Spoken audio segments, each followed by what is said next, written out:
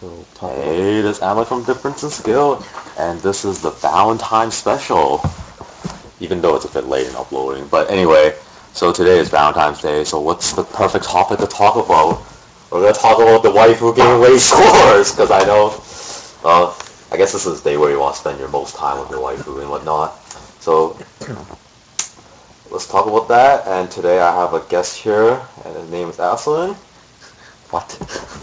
It's Aislinn. Anyway. Sorry. This guy. Hi, my name's Aislinn. I am a player of this game for the past, 2 years, I guess. Yeah, not 2 years, a year and a half or so.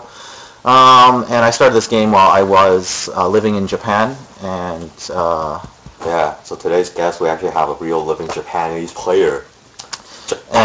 And I am actually fluent in Japanese, so I learned most of how to play the game while I was over there. And today I want to give you all a basic overview of how to get into the game.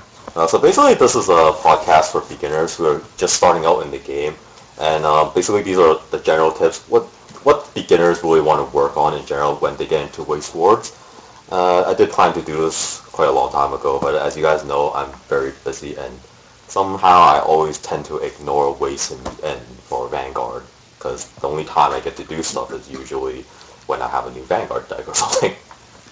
Okay, so we have a few topics. So the first thing we want to start off with is about colors. So as you know, in Weiss there are 4 different colors: red, green, yellow, and blue. And basically, which color? Probably the simple question for a lot of people to ask is like, which color is better, and what do the colors mean, and what do they do in general? So I'm just going to basically go over the 4 basic colors and what they generally do. If you're not too well versed in card game terminology, please try to look this stuff up yourself. So I'm going to go in order the way they organize the colors. Number 1 is yellow. Yellow is a color where you are gaining power on your turn, you are gaining soul, and you are gaining the what is called the shot effect, where when your damage doesn't go through, you ping your opponent for 1 damage. Yellow is also the original color where you get to search your deck, but nowadays... It's basically everywhere. Nowadays they kind of stopped caring. They're kind of just spreading it now. And deck search exists in pretty much every color other than red. The basic, the thing about yellow is it's a lot of spontaneous advantage, and if you don't do it properly, yellow easily leads to you losing resources and losing advantage in the long run, because it's more of a burst kind of color. Like yellow is basically the color is like you gain the most advantage on your turn, but on your opponent's turn, you're like really vulnerable, and like in general, it's kind of costly to play yellow. It costs hand. Yep. So the reason yellow really is so unstable is the one main property about this game is the only thing you can do as a defending player is play counters, and you can only do that as the defending player. Attacking players can't do anything, really, to react to things that are happening, which is why, by necessity, yellow is one of those colors where you're really risking a lot. And yellow is also home to the one trigger in this game that basically has no counter whatsoever, which is the wind trigger or the bounce trigger. Currently, there is absolutely nothing anyone can do to counteract the bounce, other than another ability which is yellow in itself, which is this card cannot be targeted by effects. And honestly, it's kind of those are rare, and usually it's really like the other half of the effect of the untargetable part is just it's not that great in general. But yeah, like if you hit a wind trigger, you basically win the game on that turn anyway. So next I want to talk about the next color, which is green. Green is the color that is, much like yellow, it's also burst power, but a lot of green effects, especially climax synergies, allow you to have power until the end of your opponent's turn, which is very different actually. And green is also stock-related abilities. There are a lot of cards that let you gain stock. And green also has clock-related abilities. So lately there's been a lot of cards that allow you to basically boot your opponent to clock whenever you win against them in battle. These are, level 3s, but that is pretty much exclusively a green ability. And because it's such an effective way to win the game or to lead yourself into winning the game, green has become a somewhat popular color lately. And next, obviously, I want to talk about red. Oh, wait. You didn't talk about the trigger of green. Even though it's not. Yeah. See, the reason I didn't really mention them, because the green triggers aren't really that special. Basically, you've got the bag trigger, which lets you gain an extra stock, and you get the gold bar, which is when you trigger this, that climax comes into your hand, and you stop the top of your deck, or you can stop the top of your deck. So technically, it can increase the consistency of climax synergies if you're playing bars, and bags can allow you to have more resources, basically. Yeah, I won't get too much into that. I want to go on to talk about red, because it's probably going to take forever, or maybe not. So red is basically the strongest color in Weiss, and almost really general is that most series, if the option is you play red in basically every deck. We'll go into a little more detail on the next topic, which is general meta, as to why red is so important. But the features of red are that there's salvaging, which basically means you can get any character back from your waiting room, which is basically the discard zone. Graveyard, drop zone, yeah, whatever you guys want to call it. And that's an exclusive feature to red. Another thing that red does is ping opponents for damage, and that is directly just doing X damage. And that is effect damage. Yeah, and that is another red thing. The third thing red can do is it can send opponents' characters to top deck, which in this game is actually ridiculously powerful, because if you've played a few games, you start to understand that the cancel mechanic is sometimes really lame. Some people can't really, deal with it sometimes because it can turn an entire game around. And the thing with being able to send something to top deck is that you can do confirmed damage. Long story short, if you send something to top deck and then you hit for 1, that damage is going in for sure, no matter what. Oh, careful there sometime, man. Because, even though we send cards to the top, there's always random factors in the game, because you don't know if you're going to trigger a soul or not. But okay, putting that aside. Yeah. The oversimplification is that if you send something to top deck and you do 1 damage, it's going in. Yeah. And that is... But, it's a good way... It's one of the good ways to try and do, confirmatory damage. When you're trying to do precision, right? Because, obviously, if you're doing 1 soul and the one you just sent off, it's guaranteed now, right?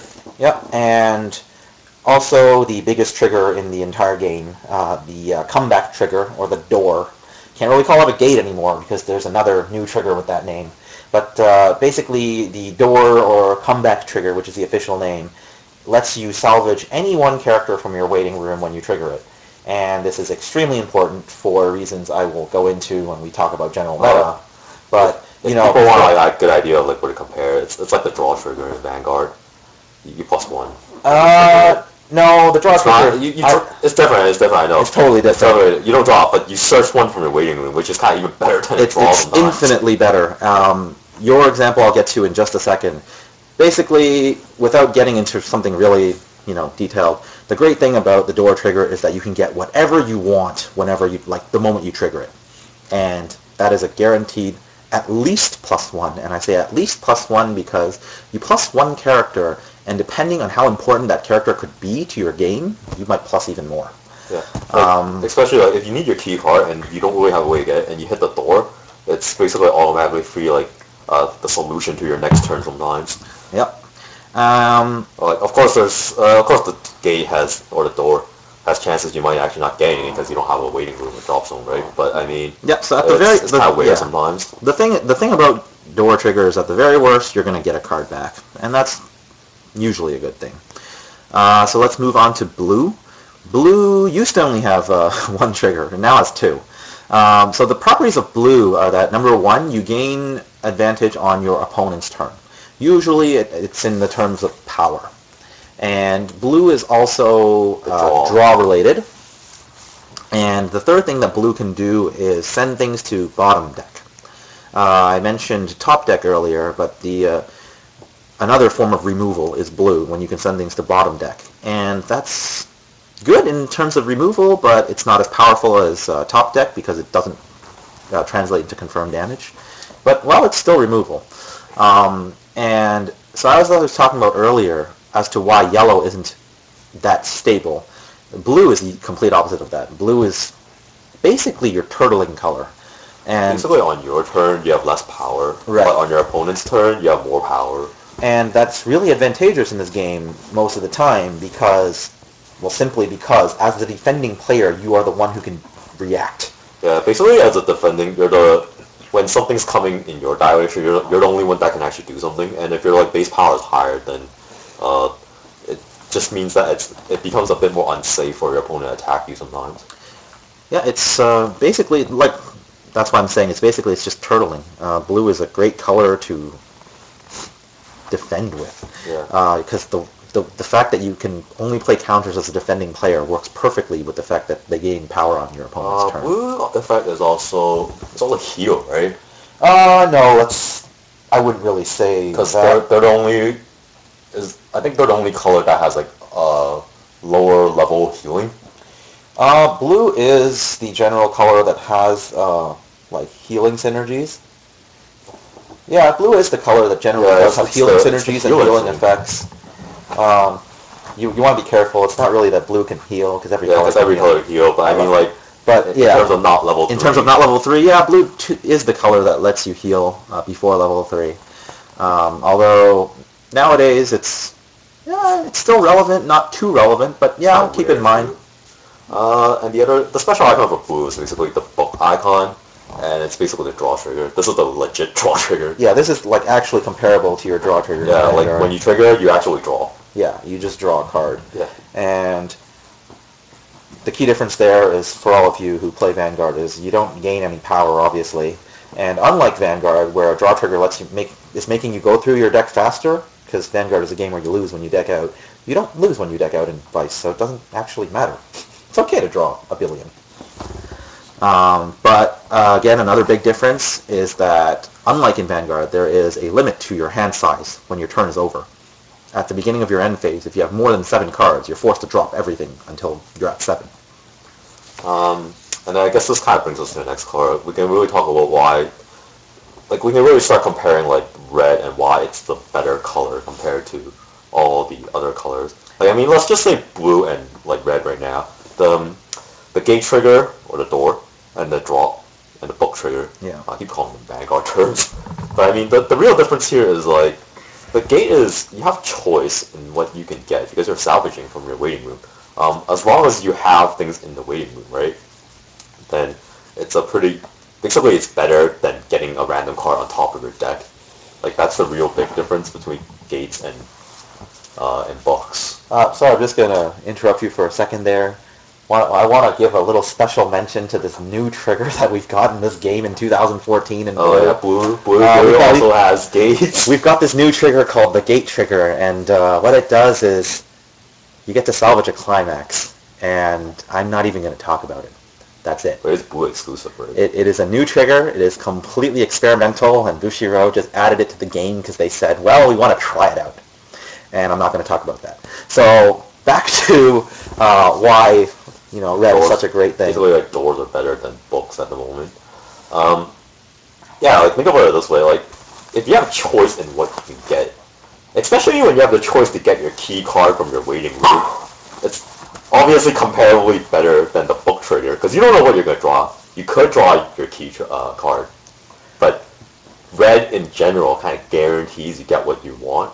And I mean, at the worst of like what you can do with a gate is, even if you don't have a key card in your waiting room, you're still getting a free card. But I mean, like, it's the same situation with the book trigger, right? You're getting a free one. You're getting a free card anyway. But at least in the red section, you actually have choice when you're available for it. Well, the main difference between door and book is that with door, you're guaranteed a card, but it's always a character. With a book, you have no idea what you're getting, but at the same time, that means you could draw an event or a climax. Whether or not that's a good thing is, you can't really. It really depends on your situation, right? No, sometimes if you want the climax synergy, then very good, right? But yeah, in general, if you getting a choice in what character you need is kind of just better in the general term. Like I think sometimes you don't even want to draw your climax sometimes because it helps you cancel damage in this game. But the choice is definitely a better thing. So in general, the reason why salvage is, and yeah, books are okay too. The reason why plussing hand is so important in this game is because when you have no hand, you can't do anything. The most important thing I would want to tell beginners is that don't run out of hand. Don't run out of hand. And so, in general, this means in the early game, don't throw down so many characters. Conserve hand as much as you can, and basically turtle your way to level 1. Oh, here's also one thing we can really talk about. Like in general, like in first turn, in this game you have the option of playing 3 cards player, right? But of course you only get 1 attack in the first turn if you're going first. Want to explain to us why it's not that great of an idea to tri-lane sometimes? Yeah. So tri-laning is basically playing 3 characters down on your first turn. This is another fun term that I'd never learned until I visited America. But apparently there's a term for dropping 3 cards in the front row right away. It's called tri-laning. And I do find beginners do this sometimes. Yeah. So one misconception that beginners have is that going second is better because you can attack 3 times. While it's true that you do gain 3 stock and you do get to do soul damage 3 times, the biggest issue with dropping 3 cards right away is that, number 1, you run the risk of letting your opponent go to level 1 first. Now, why is that so important? Well, the reason is, once your opponent gets to level 1, they can play cards that are ridiculously powerful compared to your level 0s.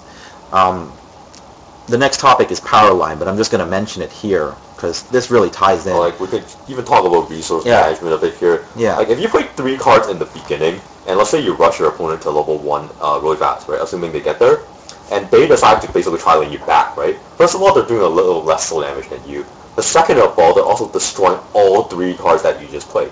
Now you just lost 3 cards in 1 turn, and not to mention you're probably not reaching level 1 in that turn because your opponent's doing basically 1 soul damage less on each attack, right? So that means you're stuck in level 0, and you don't have a card. You basically don't have cards that can run over their cards now. Now, see, the reason we can say this for sure is because in terms of power line, the vanilla level 0 line is 3,000. The vanilla level 1 line is 5,500. You've got an entire 2,500 difference there. And even if we talk about climaxes, the most powerful climax only gives 1 character 2k. Yeah, so it means in 1 turn you're basically not gonna run over at least 3 level 1s. Yeah, so it's not often a great idea to rush your opponent at level 0. Yeah, I guess we can here talk about why, in general, you kind of want to reach level 1 faster in this game. Right, so I'm sure all of you who are actually listening to us rant on and on have figured it out by now. But if you consider all the things we've talked about, you can clearly see why you want to conserve your resources, conserve your hand size, and get to level 1 first. That level 1 is basically one of the most important stages in this game, or it's one of the... Yeah, it's pretty significant, level 1. So the reason level 1 is so important is because of power line. The 1-0 line is 5,500, and the 1-1 line is 7,000. And this is significantly higher than the level 0 line. And if people are looking forward to level 2, I'm going to drop the numbers here again. The 2-1 line is 8,500. Yeah, it's 8,500. And the 2-2 line, strangely enough, is only 9,000. So basically if we compare level 1 to level 2, it's not that far of a gap in Yeah, the gap between level 1 and level 2 is honestly not very big, and because level 2 is the first level, or, okay, putting some strange exceptions aside, level 2 is the first level where you start having 2-cost characters. So you're committing a lot, and you're not necessarily getting your money's worth. Like, so the point is, if you pay two costs for a level 2 character, right? It's still it's very easily for a level 1 character to still run it over. Yep. And level 1s basically cost 1 cost, and that basically means it's significantly cheaper, and you can still beat your level 2 opponent's level 2s.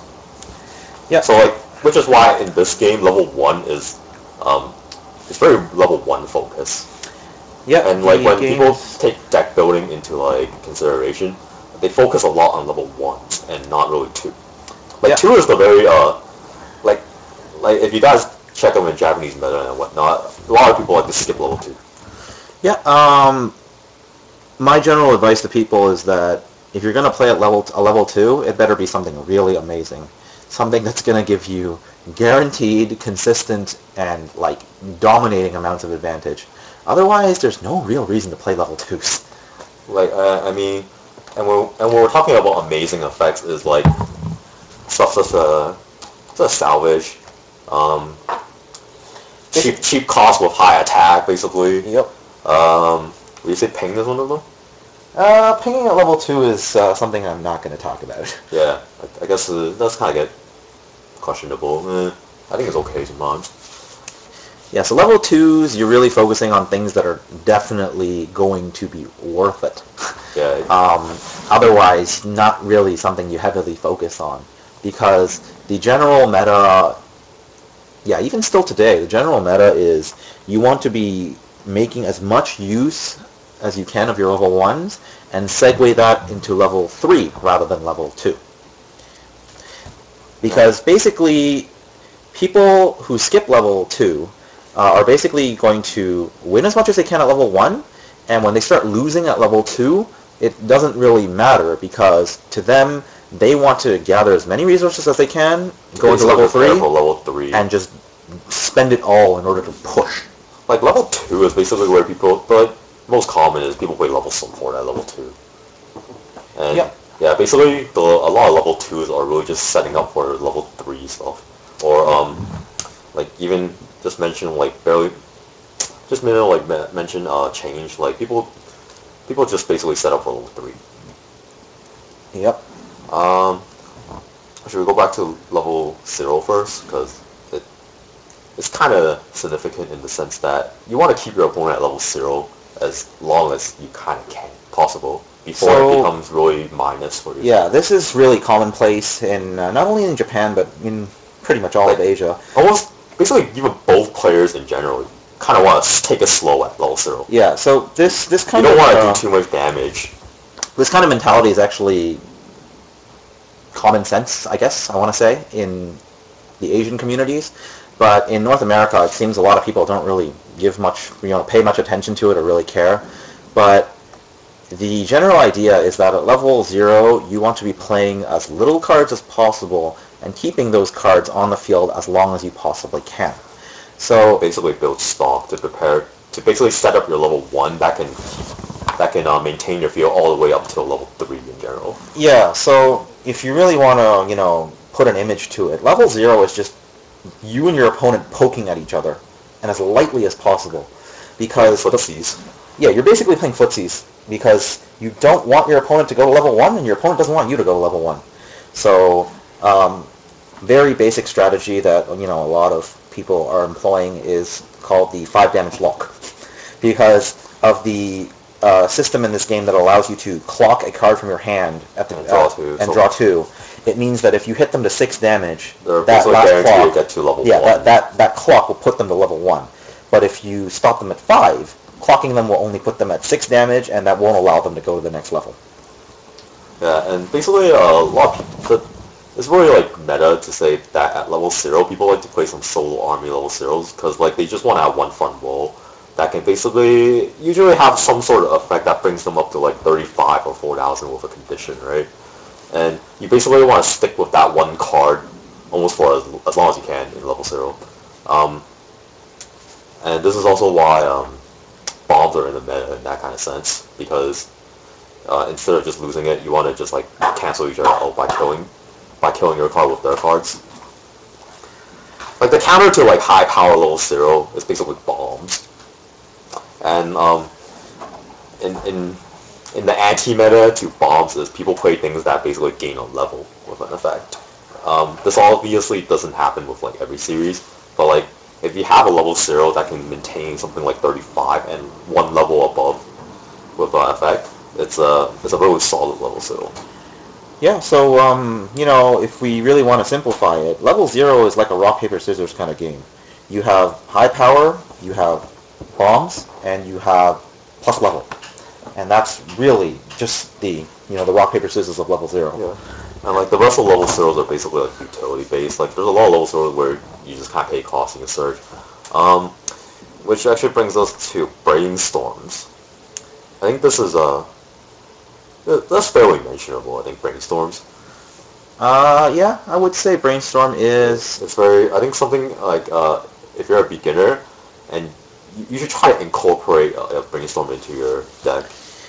Basically, brainstorm is the ability that lets you mill through your deck, and for every climax you hit, you get to do something. Yeah, and basically, needless to say, what your brainstorm does depends on your color. And having that said, maybe you guys figure out red is basically the best brainstorm color that you can get, because the red brainstorm is salvage.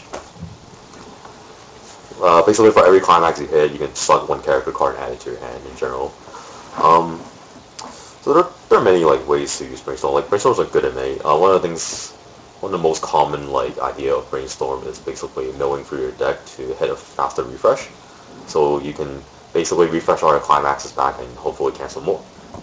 Yep. Of course, the salvage effect is like it's really good. Like it's a really good bonus, honestly.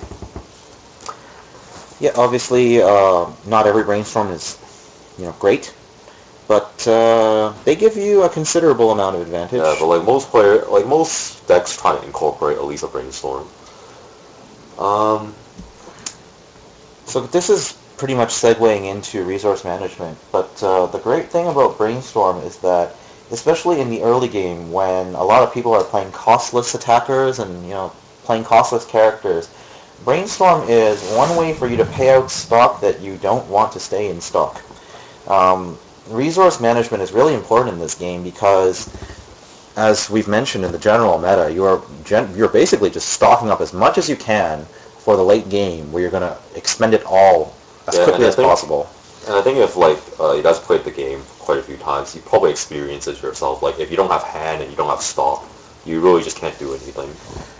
Right, so the great thing about brainstorm is that if you trigger something you don't want in there, you can pay it out. Well, not always necessarily right away, but you have a way of paying it. And that's really important, because that's the difference between having something you don't want, namely climaxes, buried deep in your stock, and then you risk refreshing with less than, you know, as many as you can, and being able to pay it out.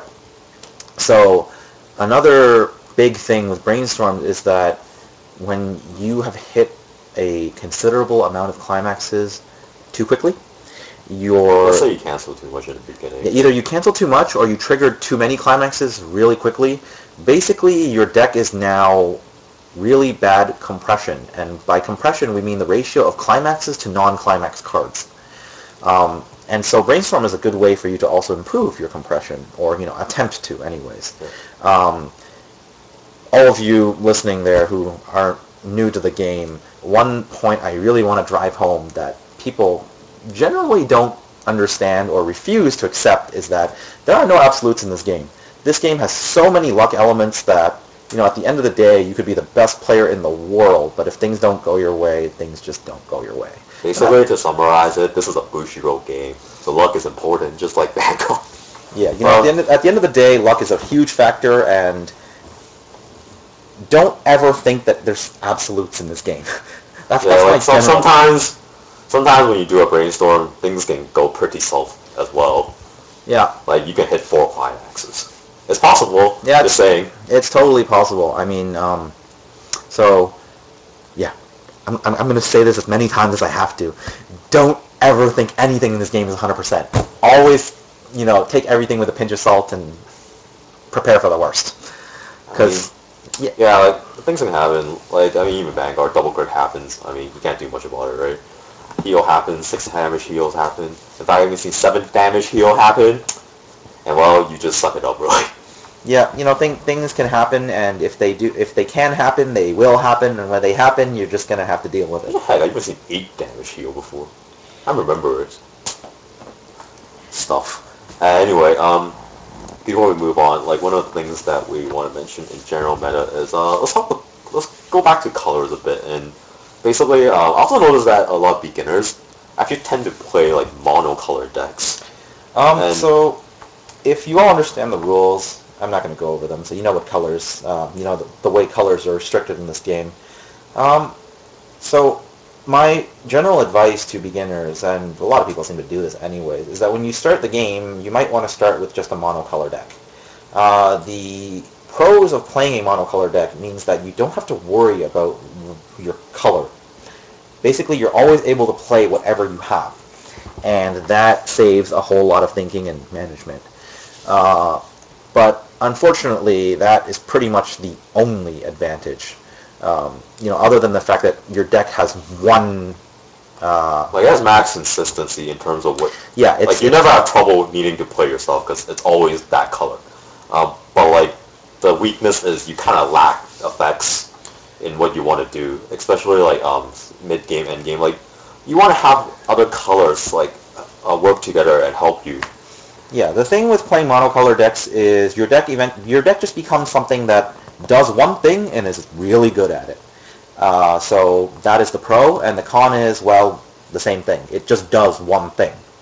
And if you happen to play against someone who does another one thing that happens to be better than your one thing or antis your one thing, you're basically playing a losing game the entire game. So my advice to people who are starting the game is you want to pick 2 colors. Yeah, 2 colors is really easy to manage, like, especially if you segment your deck in a sense, like, your level 1s only play, like, one color, level 2 is this color, level 3 is that, well, basically any one of the 2 colors, then it's really easy to deal with, right? It's easy, it's simple for beginners, because, like, when you hit level 1, it's no brainer, just clock the color that you play in level 1. Yep. Yeah, so do the same for 2. The one thing that actually a lot of beginners who make dual color decks do is they make their level 1s use, like, multiple colors. While it's not so bad to have 2 colors at level 1, when we get into people who play 3 colors and they play 3 different colors at level 1, that really becomes, like, it becomes huge, really inconsistent. Like, yeah. If you ever end up in the situation where you're, like, 1-6, where your opponent leads you at 1-6, and you clock to level 1, you basically have 3 colors to choose from now. You mean 0-6, but yeah. Yeah, 0-6, I'm sorry.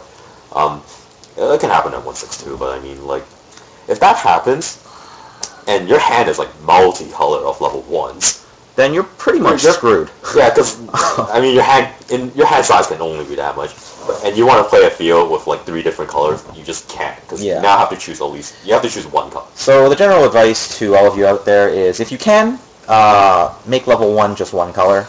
And if you really have to, then you can make level 1 2 colors. That's not so bad. Like, 2 colors is really easy to manage. What other things in general meta? Level 3s? Yeah, level 3s. General meta, level 3s. Heal. Yeah. Pretty much heal is your biggest meta, like, still. Heal is, like, really core in this game. Like, at level 3, because you can only take so much damage in this game. Like, healing just, like, even that just 1 damage can help you quite a bit. So basically, the reason healing is so amazing at level 3, I have to go in a bit of a detailed explanation here, but in general, so sub-level 3, the cost of healing is basically 2 cost. 2 cost plus something else. Either it's 2 cost rest, 2 cost on play, 2 cost whatever. It's 2 cost. And when you look at level 3s are 2 cost. Basically all 2 costs in general. Yeah, so now that you know that a healing 1 point is worth generally 2 cost and possibly more, The fact that level 3 is 2 cost, it's really high in power, and it has 2 soul, and it has some other effect, that makes level 3 healers really, really powerful. Oh, I guess we haven't mentioned power line for level 3, but the base power line for level 3s are 10,000. 10,000, yeah. But usually they do have effects that gain power and whatnot. I think a lot of cards have that kind of effect. Yeah, basically. But it's 10,000, and as you can kind of notice, it's the jump from 2 to 3 is also not actually that huge. But the jump from 1 to 3 is quite significant. So that's one thing. And of course, there's also the healing factor. Right, so in general, so this is also going to segue right into ratios, because why not? Let's talk about ratios now that we finished talking about level 3s. You generally want to play 4 level 3s that heal. That is the and basic. 4 sometimes. Yeah, the basic requirement for most decks is you want to play 4 level 3s that heal. You know, how many level 3s you play in a deck is honestly, you know, up to your personal preference, your even playing one of the style. most like common builds like ever whenever you see a deck in Weiss is people who play 2 color basically play 2 color that heals. Or like if you're playing, think about it this way, if you're playing red plus any other combination of color, it's almost guaranteed that other color is heal if the red color does not already provide you a heal card in level 3. Yeah, that's actually pretty general. It's actually really simple here. It's like you want to mix red in general because of the doors and the salvage effects. Those are really good. And you want to incorporate, if red does not already incorporate a heal, any other color that you incorporate is basically, or should be a heal. Or should be a color that has heal, basically. Yep, because heal is really still meta, top tier meta. Yeah. So this is going to go into ratios, and I'm just going to go over the way I build a deck personally. So don't take this to heart. This is not necessarily the right answer. Probably some of you, some of the more advanced players out there might even completely disagree. That's totally fine. So the way I build a deck is, number 1, I look at 7 level 3s. And 4 of them have to heal, at least. And the other 3 could be effects that otherwise help me win the game or do something to give me significant advantage. It's also very common to have just like a series or a deck play like all level 3s that heals. Yeah, and there's nothing wrong. There's nothing wrong. There's nothing wrong with playing more than 4. That's why I said at least 4. So my personal line, my personal minimum line of healers is 4 healers. And of course, right as I decide to level 3s, the next thing I decide is the climaxes. In general meta, you want 4 doors. And again, this is another at least 4. Some of you may be playing titles that are fortunate enough to have more than 1 different type of door, in which case you can go up to 5, 6, 7, or even all doors. But the way I go into building a deck is, number 1, I decide to level 3s, so 4 of them have to heal, and the other 3, because I generally play 7 level 3s, don't have to heal, or they might heal, whatever. Next, I decide the climaxes, and if we're talking about meta decks, probably 4 of them are at least doors, and the other climaxes could be whatever. And those climaxes generally are going to be something that have a good synergy. Speaking of climaxes, yeah, we should talk about climax synergy, actually. And I wouldn't really say, it's definitely not bad. You don't exactly want to avoid this, but it really also depends on what the synergy does. In fact, in general, the best kind of synergy is gate synergies, because you already want to play gates or like doors. So if you have a synergy with the door, especially most of the time a synergy with door means it's a salvage kind of effect. That's a very good synergy already. That's one reason why you want to play cards with that kind of synergy. Yep. Other cards that you tend to want to synergize with in climax terms is you want to synergize with a 2K1. And honestly, 2K1s are like in every color. So I'm just going to go over this really briefly because we could talk about this for hours. But the sole reason that the 2K1 climax is so great is because every other climax loses you 1 hand when you play it, except for the 2K1. Because when you play the 2K1, you draw 1. Furthermore, you get to focus 2,000 power and 1 soul onto 1 character only, meaning you're not going to overshoot, in terms of soul damage, and you're not going to unnecessarily push your opponent too far, which is what... This really goes back to power line, though. Like, as we mentioned, like, level 2 is not exactly it's not really well played because it's not that worth. And this is actually also because of 2k1s, because, like, a level 1 with around 7,000 power and a 2k1, you just breach the level 2 line with, like, just one with that synergy or climax. It's really easy for easy to just level 1s to just run over a level 2. And, like, this is without even supports yet. You're already, like, hitting the level 2 line. So at the same time, this ties back into the whole, it's everything, really. It's resource management, it's power lines, and it's also hand size. So you get to do all this at once with the 2k1 synergy, which is why I feel 2k1 is a very significant climax to mention. Yeah, it's very meta, too. Like, a lot of people play 2k1s. Yeah, and it's in every color. So, if you find one that you want to use, you can go ahead. Again, I'm going to be really brief about this, but in general, the good climax synergies are the ones you can play at level 1 or 2. And the reason for this is because at level 0, you don't want to be doing too much. As we mentioned, you're basically playing footsies at level 0, so you don't want to really do so much at level 0. Like, level 1 is where you really want to push your opponent.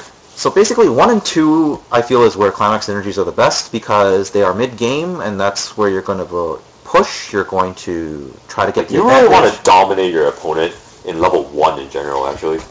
And some of you might be wondering, well, why not level 3?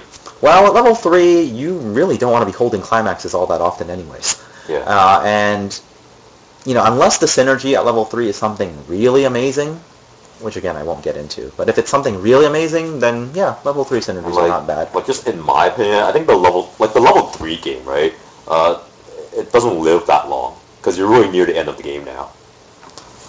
Like, in my opinion, like, at level 3, you're only living for, like, 2 turns, maybe 3. Really depends on how, like, compressor deck is sometimes, but... Yep, so, again, to really simplify it, the way the game works in terms of damage flow, because, honestly, if you're new to the game, you shouldn't worry too much about it, but the general, I don't want to say rule, but the general flow of the damage game is the closer you are to the beginning, the more damage you want to take. The closer you are to the end, the less you want to take. So from 0 to mid-1, you want to take as much damage as you possibly can. And from mid-1 onwards, you're starting to try and take as little damage as you possibly can. Yeah. One thing to mention is that, like, games are like field control, as you can probably tell. So, like, oh my god, I actually slipped my tongue. Wait, continue talking for a while I try to remember what I want to talk. Okay, wait, I remember that. So basically, if you guys hit like a level higher, don't try to be too scared of that, because you actually, in terms of field control, it's always advantageous to be actually one level ahead. Yep, it's easy to... Well, long story short, you get to play cards for equal or even less resources that are better. Yeah, and the demerit here is basically you're one level higher. Yeah, so the only real demerit is that you're closer to losing, which is why, like I said in my generalization, the earlier in the game, the less you care about taking damage. In fact, you want to take damage. Once you get into the mid and late game, you want to stop taking damage. Yeah. And even sometimes, actually, like, when your opponent's at level 3, you kind of want to be at level 2, too. Like, you want to actually kind of hit a higher level just to run them over. Yep. Especially because level 3 is where you focus a lot of your endgame strategies, like, I guess what he already said is, like, he plays 4 heals, and usually the other level 3s are basically abilities that try to end the game. Mm-hmm. Yeah, and this is also one reason that you want to level up sometimes. Yep, level 3 tends to be home to all of the crazy cards that really change the entire game in one move. So, so to speak, all of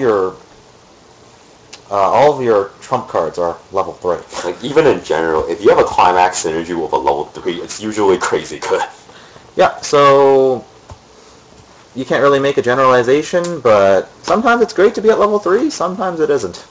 Again, I'm sorry for those of you out there who really don't know what the hell we're saying, but the real truth, the only one real truth in this game is nothing is absolute, unfortunately, as unfair as it is for us to say this. Yeah, I mean, sometimes you can play games where all these just don't even come in play. Like, you go like, what went wrong? Well, can't really say much. I didn't cancel. Yep. Can't help it. So I'm going to drop a few numbers here for the ratios. You don't have to follow this, by the way. A lot of people actually don't agree with this anyways. But the way I like to build a deck is, as I mentioned earlier, I want 7 level 3s. At least 4 of them have to heal. I want to have, for my climaxes, I want to have at least 4 doors. And the other 4, whatever. And then next I move on to level 0. At level 0, I want 15 level 0s. A lot of people might disagree with this number. I've seen people go as low as 11, 12. I've seen people go as high as 22. It really depends on, number 1, your personal preference, number 2, your play style, number 3, what you're trying to do with your deck. So not much to say about that. The next ratio I want to mention is probably level 1. Level 1, I generally try to have 9 level 1 attackers. And of these 9, 3 of them I want to be 1/1s. And these 1/1s could be 1165 Encore, which is extremely advantageous because it gives you a card that can run over vanillas, can run over 1/0s really easily, and in the event that they lose in battle, all you have to do is drop one hand or one character from your hand, generally. There are different forms of Encore, but just in general, character Encore. You drop one card from your hand, and you get that character back.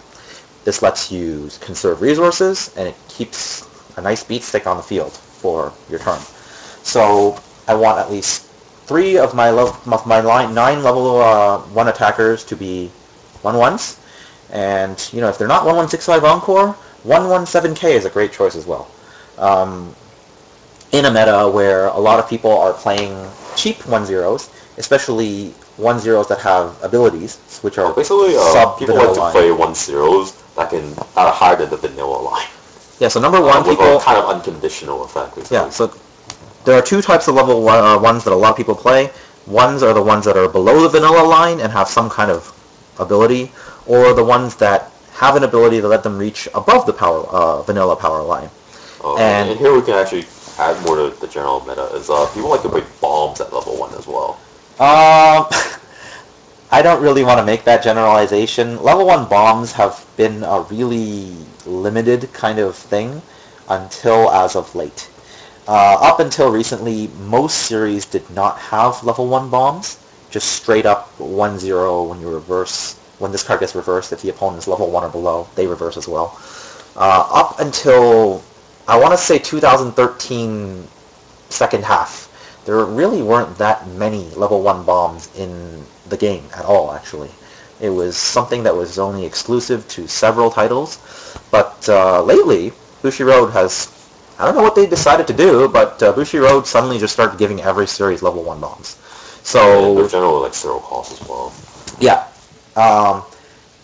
And I can't believe we forgot to mention this, but bombs are red. Yes. They're always red. Bombs. Yeah, they're always red. But anyways, a lot of titles have level 1 bombs now, and so that kind of starts turning level 1 into a similar situation with the level 0 game. It's another similar situation of rock, paper, scissors, where you have high power level 1s, you have things that gain plus level. Apparently that's still relevant now because basically the anti-meta to like having a high power sustained feel is to basically bomb. Yep, and strangely enough, lately there are actually quite a few titles that can give +1 level at level 1. And so level 1 again becomes basically a level 1 version of the level 0 game where you're having that rock, paper, scissors relationship. The thing about level 1 is, like level 0, you kind of want to maintain, as much as possible. Like, feel is very important at level 1. Yep, so at the end of the day, I want 9 level 1s, 3 of them, I want 3 of them to be 1/1s, and the other 6 should be 1/0s. I think the reasoning is really, self-explanatory. I want 2/3 of my attackers to be costless and 1/3 to be costs, and preferably sustain, encore. Next in the ratio list is counters, because again, in this game, counter is really the only reaction you can do. My general ratio is I want 2 level 1 counters and 2 level 2 counters. What you play is highly dependent on what your deck does. I'm not really going to go into that in too much detail, but it is important to know that the character counter line, so I'm not going to even mention events. Events, total different story. But character counters, 1-0s are 1500 power. 1-1s are 2000 or higher depending on conditionals. Yeah, let's not even mention the conditions. Just vanilla counters, 1-0 is 15, 1-1 is 2k. And at level 2, there's only 2 1s and they're 3000. So... and then like getting, not really to mention, but like events are like in general 4000 or something like that. Events have all sorts of crazy... Yeah, so it's all crazy power. But crazy power lines. Very conditional sometimes. So those are really a case-by-case thing. So I want to have 2 level 1 counters, 2 level 2 counters, and that's just my general ratio. And basically, I end my deck building at level 2. Once I have all of this in, I then look at how many slots I have left, and those are pretty much level 2s. And if I see that I don't have enough level 2s to fill those slots, I might even throw in more level 1s. Or, you can throw in more level 0s or more level 3s, whatever you like. But, so to go over this really quickly, I start by going 7 level 3s, 4 of them at least heals. I put in my climaxes, 4 of them at least doors. I put in 15 level 0s. Of those 15 level 0s, I want 3 or 4 supports. I put in 9 level 1s. 3 of them I want to be 1-1s. The other 6 I want to be 1-0s. I put in 2 level 1 counters, whichever. And then I put in 2 level 2 counters. I put in 2 level supports. Those are level 2 as well.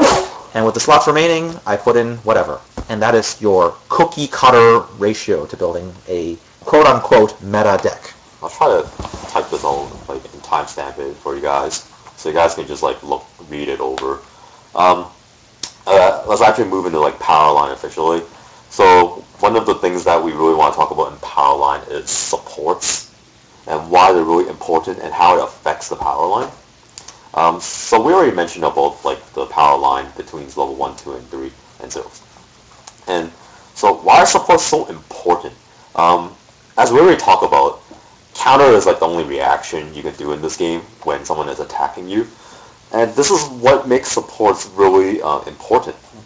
First of all, not only like before counters and any like calculations involved, just having a higher base power against your opponent makes it harder for them to breach in general. Like, let's say if you have your 1-1 7000, and if you have your support, just your generic support, like your level 0 support or something like that, that adds like 500 power in front, or even global, it just makes it harder for them to breach you. Like, even just beating them by 500. Because one of the things you guys have to remember in this game is, if you guys have the same power level, unlike Vanguard, you actually crash. So, if you have the same power level, both your characters can die. Yep. Yeah, which is also why support is very important, because, like, just that 500 makes quite a bit of difference already. Because even just breaching 500, you can force them to counter, which you're forcing them to resource. But the other thing is, if you have, like, a good support and good feel, you're basically trying to breach their counter line. And like, for level 1, but basically, the power that basically absolutely breaches like all power line is 10.5? 10.5? Strictly speaking... nothing at level, almost nothing at level 1 can counter at 10.5, right? Strictly speaking, the absolute safe power line for level 1 is technically, let's see, like even it's technically 12k. 12k. That is putting in like the rewrite example, where you have a 9-5, you've got a 500 support, and they've got a 1-1 counter, which is 2k, which adds up to 12k. So barring rewrite, which is a title I really don't want to talk about, and all you good little boys and girls out there, don't play rewrite, please. When you're starting the game, don't play rewrite. When you learn how to play the game, yeah, go ahead. But definitely not something you want to get into right away. So yes, there exists this cool title called Rewrite, where you have a ridiculous level 1 power. Basically, your level 1 is your level 2. Yeah. And so, strictly speaking in this game, the absolute power line where you're absolutely safe is 12-5, and the line where, at the very least, you're both going to crash is 12. But barring that aside, in general, once you've breached 10k, you're pretty much good for level 1. Because, I mean, in general, the counter is usually 15, at max 2,000. Yep. If you can, like, so if you just breach them by, like, 25, you're basically killing them. Yeah, so the basic math here is that if you put a 1-1 vanilla, and it's got 2 supports, and it's 8k, you're 10k to crash with a counter, with a 1-1 counter, and you're 10-5 to basically overpower them, go over the counter line. So yeah, in general, if you're hitting the 5-digit line at level 1, you're pretty good. Yeah, and don't say it's, and don't think it's actually difficult. It's actually a lot easier than you think to hit the 5-digit line sometimes. I've seen it a lot happen. Like, not necessarily 3 rolls, but like, we're talking about just like 1 roll specifically. It's very easy to breach 5-digit with just 1 roll. Yeah. Like, especially 2k1, you're almost there. Yeah. Plus the support, you're there. Yeah, you're pretty much easily hitting, the 10k line whenever you really need to. So we're not going to talk about level 2 or 3 power line. That's another whole can of worms. Going down to level 0, however, we know the vanilla line's 3k, but of course, if we're going to talk about meta, you're going to look at all those great cards out there that are 0-0-3-5 with some kind of demerit. Or basically, to summarize, power line is important because it's the easiest way to help resource management. Yeah. Because as long as your cards are not dying all the time, you're basically saving stock. And the counter meta to power line is basically bombs. Yeah. And they're really effective at the level 0 and 1 game just because they're 0 cost in general. Because a level 2 bomb costs 1. And of course, one of the things is nobody really play level 2, so you don't generally play level 2 bombs. And level 3 bomb, there's no such thing as level 3 bombs. Like, if you want bomb a level 3, you have to play some synergy that basically takes them to level 2, or makes your level higher, or something like that. Yeah, there are strange cards that can bomb. Yeah, there are strange cards that can bomb level 3s, but we're not going to talk about those. Yeah, like that. You can have fun discovering those cards that are able to bomb level 3s. I don't even know how many series, like barely any, okay? Yeah. Barely any series can bomb a level 3. Yep. And so let's not really talk about that. Yeah. Yeah, so we've talked about over-spec cards. Generally, the 1-0 over-spec is 6k, 500 over the vanilla line. And generally, the over-spec at level 0 is 3-5. Yeah. Again, 500 over the vanilla line. Because if you're paying a cost for like level 1, they become 7 and sometimes 7-5. Yeah. Yeah.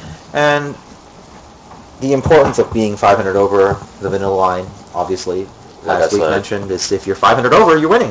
Yeah, because remember, there's crashing, and if you crash, you're both losing. Yeah, and so the minimum to win is 500 over. Yeah. I guess we don't really have to mention about level 3 power lines, but okay, to put it into perspective, a level support gives like 15 to a level 3, and there's also special support that give you more power than 15 to like one thing in the front row. Because in this game, there's also a lot of different kind of effects, like tap your card to add power to other things. Like that's really general as well. But at level 3, power caps can be pretty insane. Like there's 20k power caps, you know. What do you think is like the general like safe base power you want to be at level 3? Up until last year, Weiss wasn't really a super power game. It was more of a techie, ability-centric kind of game. But lately, I guess Bushiroad kind of decided that, well, too many people are doing this, so they started releasing cards that push people in the direction of playing just pure power.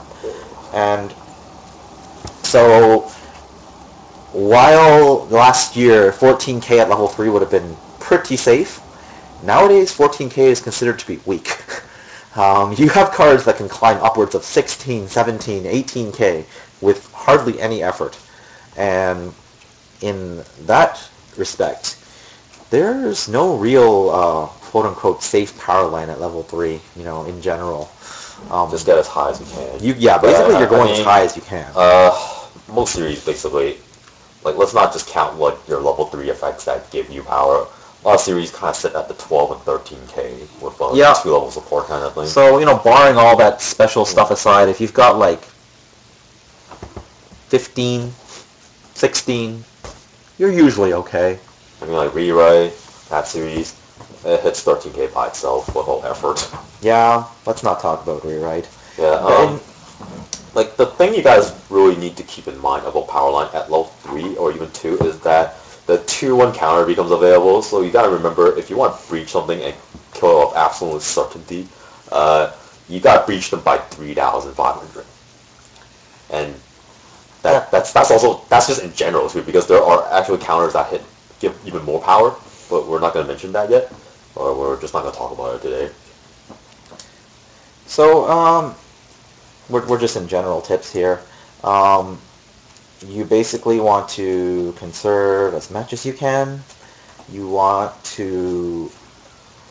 Like, think of it this way, if you're building as high as you can to make your, like, level 3s or, like, even at any level is, you're basically making it better for defense and making it harder for an opponent to pierce you. Yeah, that's basically a general thing. And basically by doing that, you save resource. And in this game, you want to win by basically resource killing your opponent. So that's really general. Yeah, really general strategy. Turtle. Yeah. Turtle until level 3, and then do everything you can.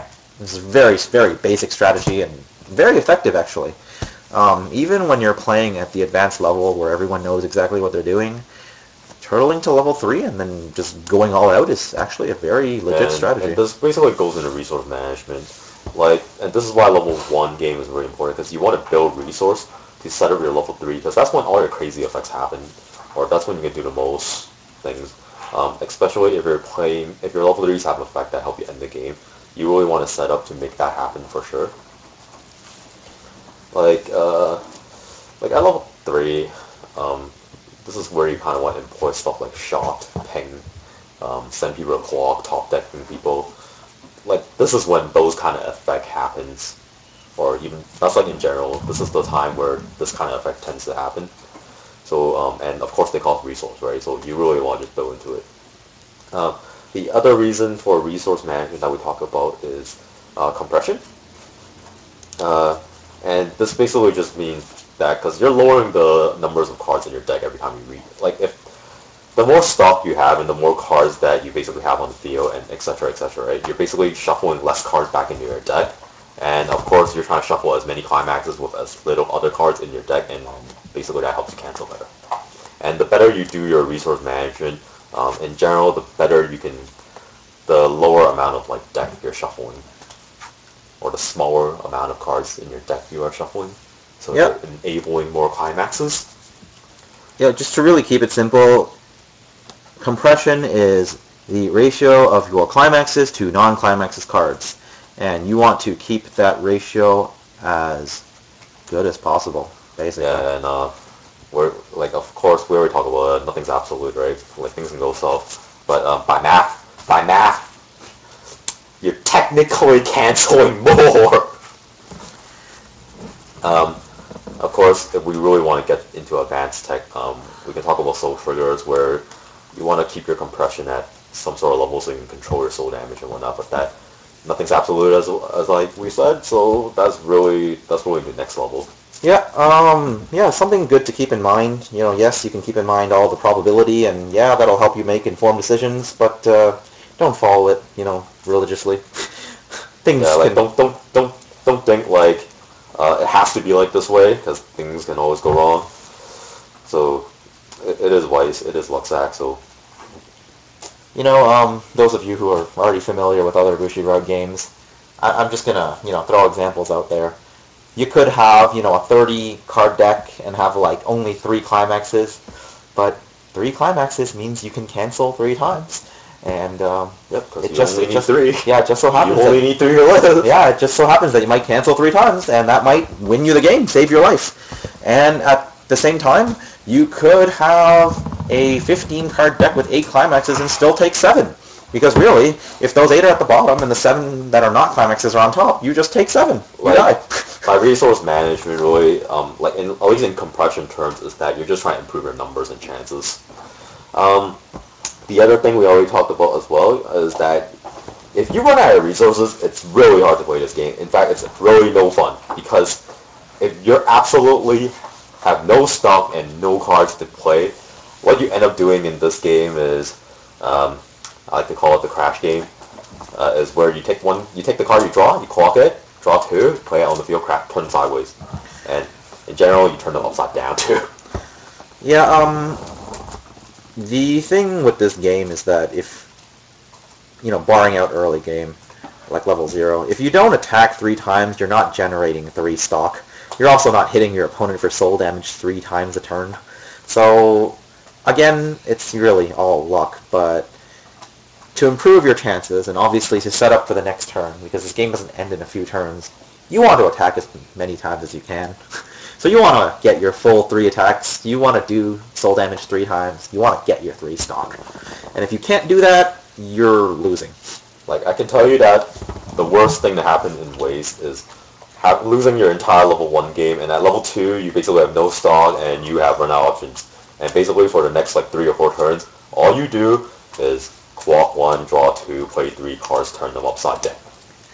Basically, not being able to maintain your field and maintain your hand size means you can't make the necessary preparations to get into level 3.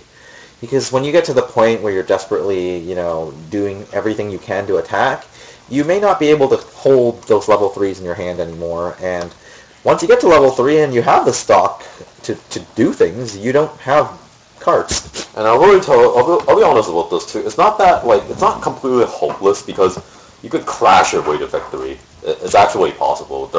In fact, there are decks that try to do that. The thing to keep in mind here is that it's just making it a lot harder for you to win. Because first of all, let's say if you can't play level 3s because you don't have salt, or you can't play some higher level, you're also missing the soul damage too. Because in general, level 3s are 2 soul, right?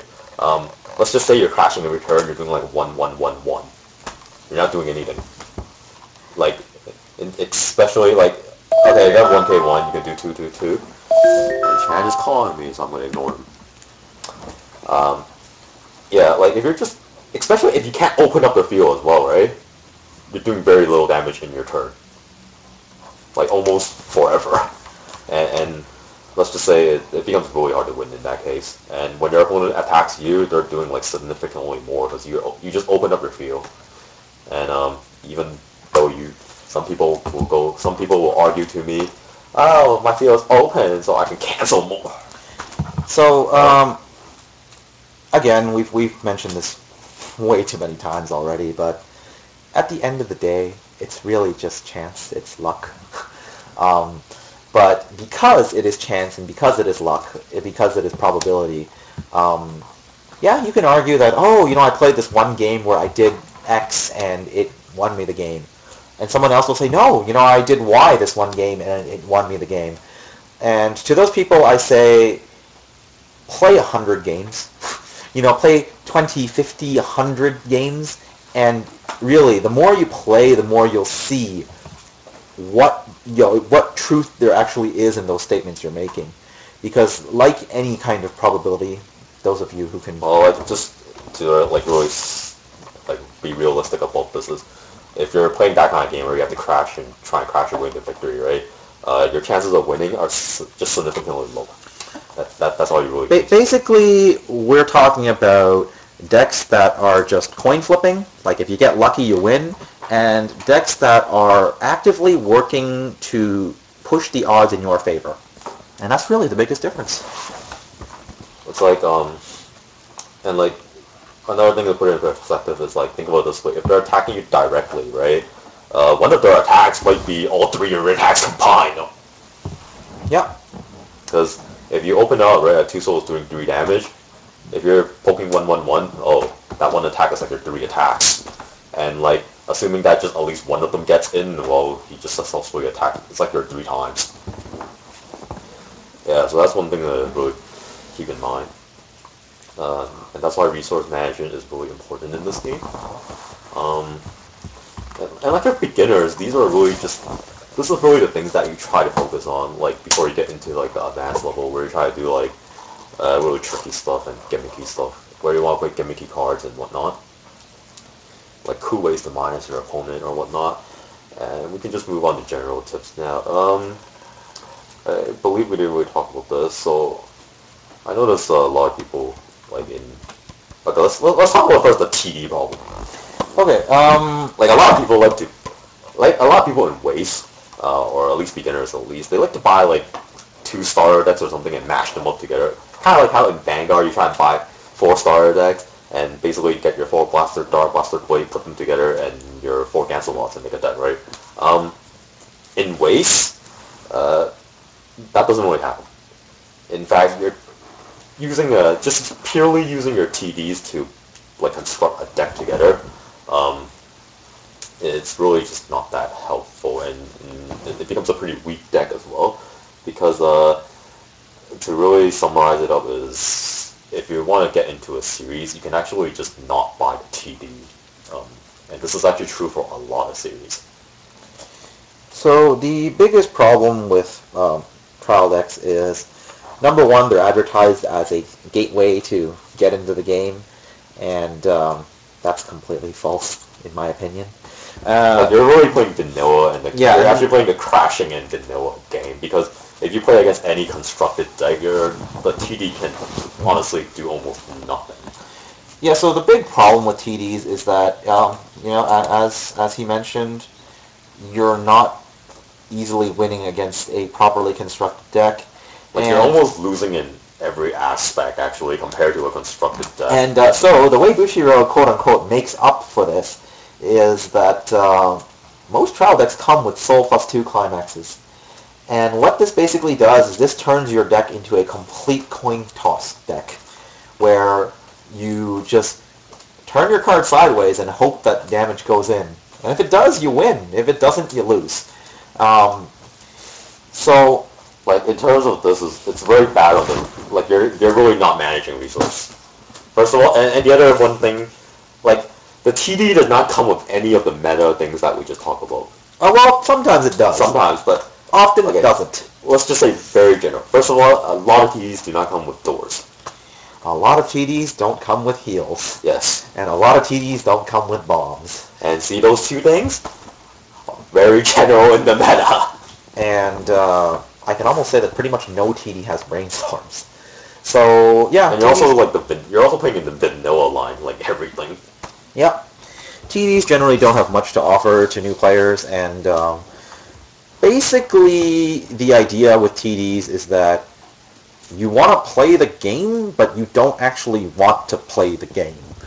I mean, you're playing the game with someone, but at the end of the day, you're not doing anything other than flipping coins. And it's, well, if you're playing against a properly constructed deck, that deck is probably doing all sorts of things while you are just flipping coins and praying that, you know, you get what you want.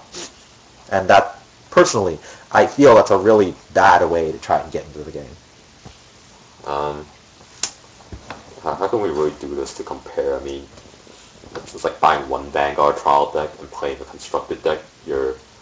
All those bad level 2s and bad level 1s you have in your deck, they can't really do anything against your opponent with all those double Rs and triple Rs, right?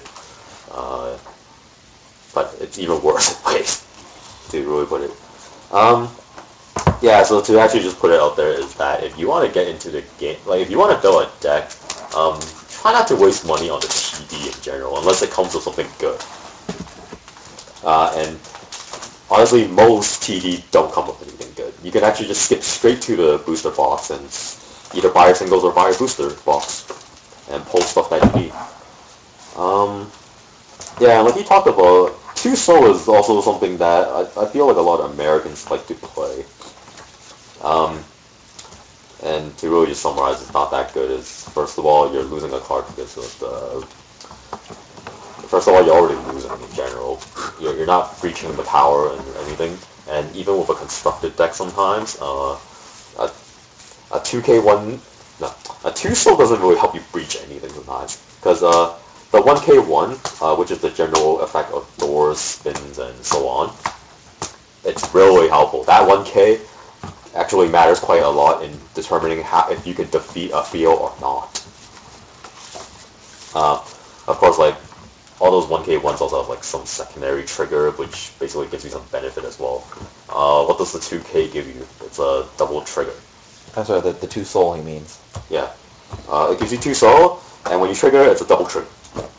And I'll be honest, sometimes a lot of cases in this game, you don't want to hit too hard. Because, let's say if you're like hitting something like, what, 4 or 5, there's a high chance that the other guy will cancel. I'm not saying that they'll cancel for sure, but basically the more card damage you're doing, right, the easier to fish that cancel well. And if you're playing against a constructed deck that manages resource well, and basically have a good compression, hitting like 5 or 6 is not that good. That's all I really have to say about that. Yep. Like, I mean, the best type of, actually this is a good general tip, is like, the best kind of damage you want to deal is 2 or 3. Yeah, like, you want to do attacks in waves of 2 and 3 soul damage. Like, those are usually the best kind. And the other one is, of course, the situation you want to do exactly 1 damage. That's the other thing. Or even 2 sometimes, but it really depends.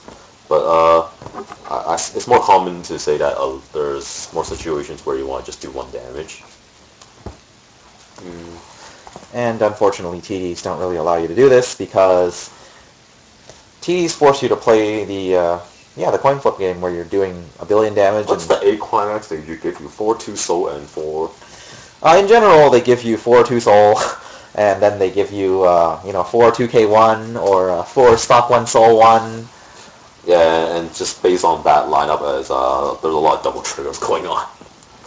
Yeah, so the general, what do I really want to call this? What Bushiroad encourages beginners to do is do a billion soul damage all the time. Well, because the game kind of sells as a luck thing, right? And that's kind of what TD does. And basically our argument is that when you're getting into properly constructed decks, quote-unquote properly constructed decks, don't want to, insult all the nice 2-soul decks out there, you really tend to shy away from just completely luck and really just minimizing the luck factors as much as you can. Yeah. Yeah, especially like, I mean, like I already said this too, like the 1k1 just helps you hit better soul. Like the numbers are better in general because you want to hit in waves of 2 and 3. And the 2 soul basically makes you hit in waves of 3, 4, 5, and 6. Depends on your opponent's field condition. Yeah, so to sum it all up, because we've been talking forever, if you are going to get into the game, we really suggest you don't buy TDs and you go straight into getting boosters or singles, whichever fits your budget better. Second, it's also not a good idea to net deck. I don't know, I guess for beginners sometimes it's... While it's not a bad idea to net deck, I personally feel that it's better for you to just, if you have the luxury of asking someone, a friend of yours or someone who is experienced in the game and understands the game well, they can probably get you a better deck than whatever you net deck.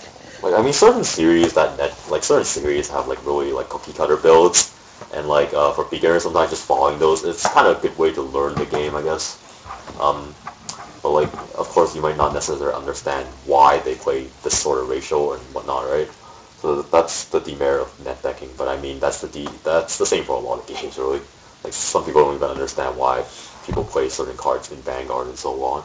Yep. So I guess we're just going to say net deck at your own risk. I personally don't recommend you do it, but if you want to do it, yeah, go ahead. And of course, keeping your budget in mind, we really recommend you just go for singles. At the end of the day, like in America, it's actually just straight up more. It's straight up better to just buy singles. Yeah, they follow Japanese pricing, right? Yeah, so, But, obviously we're just going to assume you're playing Japanese, but we live in a continent where it's not easy to pick up cards. You can't just, it's really a luxury to even have a community. I mean, a lot of the Facebook group just play on Skype. Yeah, and so because of this, we really recommend you just, put that little investment in and get yourself a completed deck and go from there. Rather than wasting your money on TDs, which we've basically dissed for the past 30 minutes. And you're going to have a lot more fun playing a properly constructed deck than you would playing a few trial decks. Yeah, man. Spend money on the important waifus. Don't spend money on the not so important wives. And also, cards in like the booster tend to look better than TD too. So yeah, I think that's about it. We've been talking for hours. Yeah. Just one little last thing to talk about is when you construct a deck, try not to play cards that are like too below the power line kind of thing. Unless it has a good gimmick. Like that's really it. And was your safe power line 15 below? You don't want to go. You honestly don't want to go more than 500 below the power line. Is the general really advice I have for people. Yeah. If you have a card that goes like 1,000 or 1,500 below the line, it better be something amazing.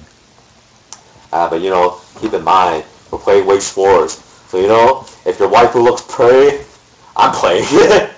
I play a lot of bad cards in my deck. I don't care. Yeah, at the end of the day, when we get to, even when we get to the advanced level, because there's so many luck elements in this game, it actually allows for all sorts of crazy things you want to play. Of course, we just the whole talk. We try to talk about a lot, like getting into competitive ways. But I'm sure a lot of you people play this game because it's the waifu game. So I don't know. Don't try to stray too far from it, I guess. Yeah, Well, I don't know. Just remember to enjoy and have fun with the game. Yeah, right? have fun with the game. You don't always have to listen to competitive things. Keep your mind open. If you sat here and listened to us for the past few hours, maybe all the stuff we're talking about is just complete bullshit. There's lots of different ways American forums that might disagree with us and whatnot. But it's one thing to keep in mind. Yeah, we've talked purely from an Asian meta standpoint. And so if you don't agree with this, there's nothing wrong with that. We're not absolutely right, and you're not absolutely wrong. I mean, also sometimes in America, people develop their own format, right? And in that case, our Asian meta format might not actually work anymore, right? And people can count anti-American formats. Yep. That's totally possible. I mean, Vanguard has a very unique format in America because of the weird way they release cards. And that actually affects the meta in it's different because of some things get released faster than others and so on like that. Yeah, and so that really wraps up this Weiss podcast chat here. So this has been Aislinn. You can find me at sidefor1.wordpress.com. And hopefully in the future maybe we can get into some advanced gimmicks someday maybe. But for the most part, happy Valentine's Day, guys. Or I guess maybe the not so happy Valentine's Day. Yeah. Hey, but I got you guys some chocolate in my screen. I don't have this random picture that I put on there. It's Dare, I guess. Yeah. For those of you who who it's Single Awareness Day. Don't worry, your waifu is there for you. For those of you who are happily playing Weiss with your girlfriend or your boyfriend, good for you. Okay, if you're playing Weiss with your girlfriend, then fuck you, screw you. So to all I'll be chilly. I'm just going to stay completely neutral about this. To all of you out there, happy Valentine's Day. And yeah, remember, that's why you want to get into Weiss. Waifu's always there for you. And I'm just going to steal the punchline here. It's not luck, it's difference in skill. And I'll see you guys next time.